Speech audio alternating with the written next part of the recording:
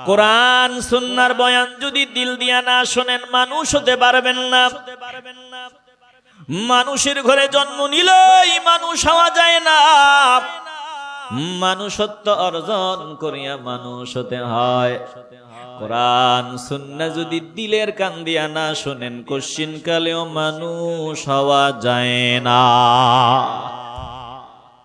কথা ঠিক নেই, এটা আমি বলি নাই, বলেছেন কে? লাহুম কুলুবুন লা ইয়াফকাহুনা বিহা ওয়া লাহুম আ'য়ুনুন লা ইউবসিরুনা বিহা ওয়া লাহুম আযানুন লা ইয়াসমাউনা বিহা উলাইকা কাল আনআমি বাল হুম আদাল উলাইকা হুমুল গাফিলুন।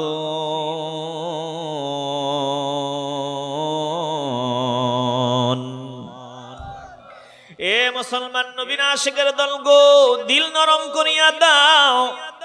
আল্লাহ বলেন আমি যাদের কলব দিলাম, কলব থাকা সত্ত্বেও বুঝলো না। আমি আল্লাহ যাদের কান দিলাম, কান থাকা সত্ত্বেও শুনলো না। আমি আল্লাহ যাদের চোখ দিলাম, চোখ থাকা সত্ত্বেও দেখলো না। আল্লাহ বলেন এরা চার পাওয়ালা জানোয়ারের মতো।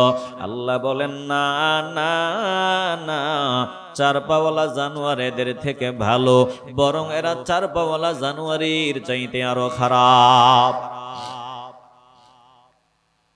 পায়ে হাত নিয়ে বলিয়া যাই রে বাবা, মানুষের ঘরে জন্ম নিলেই মানুষ হওয়া যায় না, মানুষত্ব অর্জন করে মানুষ হতে হয়। কোরআন সুন্নাহ দিল দিয়ে না শুনলে না মানলে মানুষ হওয়া যায় না। কলজা থেকে আওয়াজ দিয়ে বলবেন আল্লাহ আল্লাহর হাবিবের কথা আমরা দিল দিয়া শুনতে চাই কি চাই না? আস্তে বলবেন কেন? জবান খুলে বলতে হবে চাই কি চাই না?